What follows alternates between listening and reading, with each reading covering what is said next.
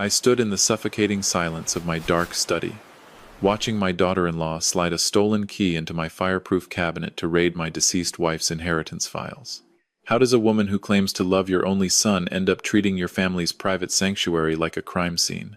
She thought she was outsmarting a frail, grieving old man she could easily bleed dry. She had no idea. I am an architect who spent 40 years analyzing structural integrity and spotting hidden fractures before a building collapses. I knew exactly how to dismantle a parasite. If you have ever looked at someone your child brought home and felt an immediate freezing chill in your gut, you know why I did it. You know that terrifying instinct that screams something is wrong, even when everyone else is smiling. Honestly, if you were sitting in my shoes, I don't know if you could have stayed calm for 2 long years. I had to play the long game because attacking a man's new love only pushes him closer to her. My late wife, Maya, had taught me that kindness without steel boundaries is just vulnerability waiting to be exploited. Maya had been a pediatric oncologist who faced the ugliest realities of life every single day before cancer took her from me.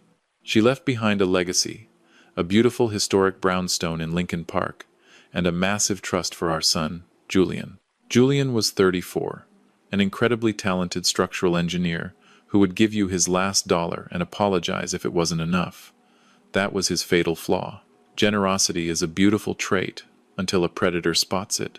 The target on Julian's back became blindingly bright the evening he brought Vanessa to my home for Sunday roast. The brownstone was a masterpiece of original oak trim, stained glass, and real historical character. Vanessa was 28, polished, sharp, and possessed a practiced charm that felt entirely rehearsed in front of a mirror. I shook her hand. Her grip was firm. Her eyes immediately darted past me to take inventory of the room. She didn't look at our family photos or the artwork Maya had painted with her failing hands. She looked at the crown molding. She estimated the square footage. She was appraising her next conquest. During dinner, Vanessa leaned forward, resting her chin on her manicured hands, looking at me with wide, performative innocence. She asked about my architecture career and the history of Lincoln Park. Then, her questions took a calculated detour into my private finances. Are the property taxes astronomical for a historic estate like this? Is it exhausting maintaining such a massive home completely by yourself? Do you still keep an aggressive investment portfolio in your retirement? I set my fork down slowly. The air left the room. I looked at Julian. He was smiling blindly, completely ecstatic that his new girlfriend was taking such an interest in his old man. It was sickening. Vanessa wasn't trying to build a connection. She was running a financial audit on my life. I want you to pause and think about your own family for a second. If you were sitting at that table watching a stranger measure your wealth, what would you do? Would you cause a scene and alienate your only child? Or would you smile, nod, and quietly prepare for war? I chose the quiet war. The very next morning at 8 sharp, I was sitting in the polished glass office of my estate attorney downtown. I wasn't being a paranoid, bitter widower. I was honoring a sacred promise. Before Maya passed, she had insisted on creating an ironclad, impenetrable family trust. She had watched her own mother get financially ruined by a charismatic, opportunistic second husband. Maya knew that predators exist. She knew they use love as a master key to rob people. The trust held the brownstone, the investment portfolios, and a substantial life insurance policy. Julian was the sole beneficiary, but he had absolutely zero access to the principal until his 40th birthday. He didn't even know the fund existed. Maya wanted him to grind, to struggle, and to build his own character before inheriting millions. But now that Vanessa had entered the picture, I had my lawyer tighten every single legal loophole. When Julian announced his engagement 6 months later, I forced a strict prenuptial agreement into play. I made sure it didn't look like it came from me. My legal team presented it as standard administrative protocol for trusts of our size. Vanessa signed it. She complained bitterly to Julian behind closed doors. She called me a controlling tyrant. But she signed it anyway. That was her mistake. She signed it because she falsely believed she could manipulate her way around a legal document once she had a wedding ring. The wedding itself was a lavish, stressful production that drained Julian's personal savings. Vanessa demanded a high-end hotel venue in the Loop. Her designer dress cost more than a reliable vehicle. I smiled for the cameras, paid for the flowers, and watched her kiss my son. Her eyes were scanning the wealthy guests. My heart broke for Julian. He was entirely in the dark. The storm hit their marriage faster than anyone anticipated. They moved into Julian's modest two-bedroom condo in the West Loop, an incredible property he had paid off entirely on his own. Within 4 months, Vanessa began planting seeds of deep discontent in his mind.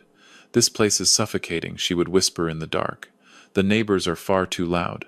We need a real backyard for a family." She didn't demand a new house. She just made him feel guilty for his success. Julian, desperate to make his new wife happy, came to my kitchen table and asked for a massive loan. I calmly refused. That was when Vanessa shifted her strategy to something far more dangerous. The following week, Julian returned to the brownstone looking exhausted, with dark circles bruising the skin under his eyes. "Vanessa thinks it would be beautiful if we moved in here with you," he said, avoiding my eyes. "She says it's practical. She says we can take care of you as you age. She said the house is too big for an old man and a ghost." I felt a cold, radiating fury in my chest. I didn't blame Julian. I blamed the puppet master. I told him no. I told him I valued my privacy. Julian snapped, accusing me of never giving Vanessa a fair chance, and stormed out of the house. We didn't speak for a month.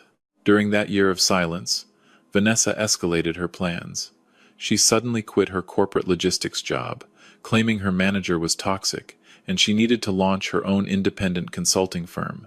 Julian, being the fiercely supportive partner he was, took on the entire financial burden. He paid the condo fees, the utilities, the groceries, and her luxury gym membership. He even covered her $600 a month luxury car lease. He drained his energy working 60 hours a week, while she sat in upscale coffee shops with her laptop, pretending to build an empire. I watched the timeline closely. 22 months passed. Not a single dollar of revenue ever materialized. Instead, Vanessa's obsession with my estate grew completely unhinged. She began asking Julian if I had a living will. She suggested hiring contractors to renovate my kitchen, offering to personally oversee the project. She was trying to nest in a house she didn't own. Everything exploded on a freezing Tuesday afternoon. I had a routine cardiology appointment at Northwestern Memorial Hospital that was supposed to take 4 hours. Julian was stuck in meetings downtown. The brownstone was supposed to be completely empty. But my doctor had a sudden medical emergency, and my appointment was canceled after 30 minutes. I caught a cab back to Lincoln Park. I walked up the snowy stone steps. I unlocked the front door. The house was dead silent. But as I took off my coat, I saw a faint sliver of light cutting across the dark hallway floor. It was coming from my study. The room was always locked. I walked down the corridor, my heart hammering violently against my ribs like a trapped bird. I pushed the heavy oak door open. Vanessa was standing there. She was frozen in front of my open, fireproof filing cabinet. She had confidential manila folders spread across my mahogany desk. Bank statements, tax returns, property deeds. She looked up. The blood vanished from her face. No one said a word. If you have ever caught someone in a betrayal so absolute that the air itself turns to ice, you know that silence. I want to be entirely honest with you. If I had walked into my home and found a relative violating my privacy like that, I would have lost my mind. I would have been screaming at the top of my lungs. But I didn't. I just stood in the doorway, leaned my shoulder against the frame, and watched her panic. My silence terrified her. Vanessa scrambled to gather her composure, trying to weaponize her practiced charm. She lied and said Julian asked her to check on the house. She said she noticed the door was unlocked. She said she was just looking for a pen. It was entirely pathetic. I walked over to the desk, took the folders from her hands, and pointed to the exit. "Get out," I said. She ran out. I didn't call Julian immediately. I sat in my leather chair for 3 hours, staring at Maya's photograph on my desk, realizing the foundation had fractured. The time had come to shatter my son's illusion, even if the truth broke his heart into pieces. The next morning at 9, I drove over to Julian's West Loop condo. He buzzed me up without saying a word. When I stepped inside, the atmosphere was suffocating. Julian was standing by the counter, gripping his coffee mug so tightly his knuckles turned entirely white. He looked like he hadn't slept in days.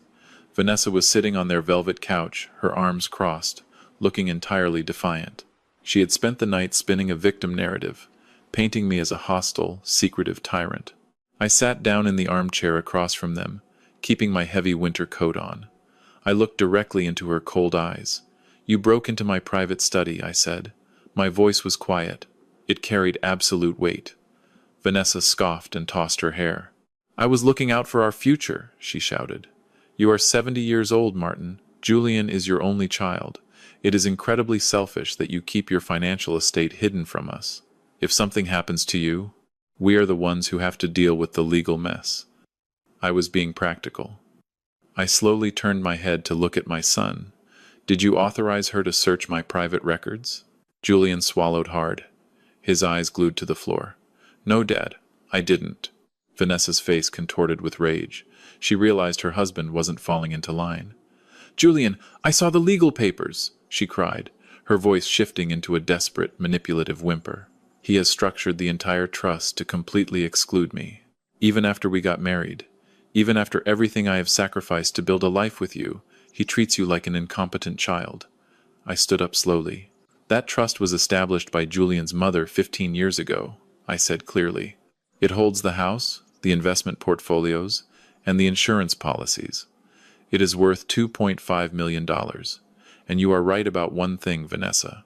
You will never see a single dime of it. The prenup protects it. The trust seals it. It is entirely bulletproof." The silence that followed was heavy enough to crush a man. $2.5 million. The number hung in the air like a physical entity. Vanessa's eyes widened to the size of coins. You could literally see the internal calculation running behind her eyes as she realized the true scale of the wealth she had been fighting for. And then she realized she was locked out forever. She lost her mind. She stood up, her face turning a deep, ugly crimson. "You are a paranoid, abusive old man," she screamed at the top of her lungs. "You have hated me since the day Julian brought me home. You never wanted your son to grow up and leave you. I gave up my career for this family. I run this household. I am his wife." I didn't raise my voice. I just delivered the final, devastating blow. "You haven't worked a single day in 22 months, I said. "You told Julian you were launching a consulting firm. I hired a private corporate investigator to audit your business records last week. Your LLC does not exist. You never registered it with the state of Illinois. You have no website, no registration, and 0 clients. You have been sitting in luxury cafes spending my son's hard-earned money while he destroys his health working overtime for you. You aren't a wife, Vanessa. You are an economic parasite." Vanessa gasped, turning to Julian for protection. She expected him to defend her honor. She expected him to scream at me for invading their privacy. But Julian just stood there. He looked entirely hollowed out. He looked at the woman he shared a bed with, and he finally saw the monster beneath the polish. This is the most agonizing moment in any parent's life. Watching your child realize that the person they loved was just using them as a financial stepping stone. If you have ever poured your entire soul into someone who was secretly calculating your net worth, you know the exact sickness Julian was feeling. It is a betrayal that fundamentally rewrites your understanding of reality. Julian set his coffee mug down on the counter. The sharp clink echoed through the modern apartment. "Dad," he said, his voice cracking with emotion, "I want to see the trust documents. Take me to the brownstone." Vanessa panicked, throwing her body in front of the door. "Julian, please don't do this," she pleaded, tears streaming down her face. "Don't let him poison your mind against me. He wants to destroy us. We can go to marriage counseling." Julian looked right through her body like she was made of glass. "I need to read what my mother left for me," he said quietly. He walked past her. She didn't move. We drove back to Lincoln Park through a heavy Chicago snowstorm. The city was turning white. When we walked into the brownstone, the old house felt completely different. It felt like a sanctuary that was finally shedding its secrets. I led Julian down the dim hallway and punched the code into the deadbolt. April 9th, his mother's birthday. The heavy lock clicked back. We stepped into the cedar-scented room. I went straight to the fireproof cabinet and pulled out the legal portfolios. But I didn't give them to him first. I reached all the way to the back of the bottom drawer and pulled out a worn, sealed envelope. Maya's elegant, swooping blue handwriting was written across the front. "For Julian, when you need to remember who you are." I handed the paper to my son. Your mother wrote this 3 weeks before her lungs failed, I told him softly. She made me swear to keep it hidden until you were in real danger. I am sorry I kept you in the dark for so long. I thought I was protecting your happiness. I was wrong. Julian took the letter, his entire body trembling as he sat down in my leather desk chair. He carefully broke the sap seal and unfolded the pages. I walked over to the frost-covered window, turning my back to give him absolute privacy. I knew every sentence by heart. Maya had written about her own childhood trauma, watching her mother get evicted from her own home by a predatory second husband. She wrote about Julian's pure, beautiful heart. She told him his empathy was his greatest asset, but without a shield, it would destroy him. She warned him that the world contains people who do not possess the capacity to love. They only possess the capacity to calculate. They look at a good man's kindness and see an open vault. But it was the final paragraph that shattered his illusion completely. Julian read it out loud, his voice cracking and rough in the quiet office. Pay attention to how people act when they believe they have absolutely nothing to gain from you, he whispered. Generosity under observation is just a theatrical performance. Generosity in the absolute dark is character. Find a woman who builds you up when no one is watching. That is the only person worth trusting with your life. Julian lowered the paper to his lap. A single tear fell, smudging the old blue ink. She knew, Dad, he said. She knew I would be blind. She wasn't a prophet, Julian, I said, turning from the window. She was just a mother who understood how predators operate. Julian sat in that leather chair for over an hour. The silence was absolute. He was connecting the dots of his entire marriage. The way Vanessa never asked about his internal life. The way she threw a violent tantrum when he suggested cutting back their vacation budget. The way she stared at my brownstone with naked, unadulterated greed. The way she had systematically cut him off from his childhood friends because they weren't wealthy enough. It wasn't a marriage. It was a hostile corporate takeover of his life. What do we do now? He asked, his eyes suddenly clear and sharp. The naivety was gone. Only steel remained. We do exactly what your mother prepared us to do, I told him. We eliminate the threat. The final confrontation back at the West Loop condo was a masterpiece of cold, legal precision. Julian didn't scream, yell, or break a single object. He sat at the dining table, opened his laptop, and pulled up 24 months of joint bank statements. Vanessa sat across from him, trying to look like a victim of parental interference. Julian spun the monitor around to face her. $18,000, he said. His voice was completely flat. That is the exact amount of money I have deposited into our joint account to fund your lifestyle since our wedding day. Your luxury gym, your designer clothes, your faked startup expenses. Do you know what your total contribution to this marriage has been? Vanessa stared at the glowing spreadsheet. She didn't say a word. Chin tram dola, Julian said, using the Vietnamese phrase for emphasis because it sounded like a heavy toll. $900. You deposited one check for $900 and told me it was from a freelance client. I checked with the bank this morning. That check was a store credit refund for a luxury purse you returned after buying it with my credit card.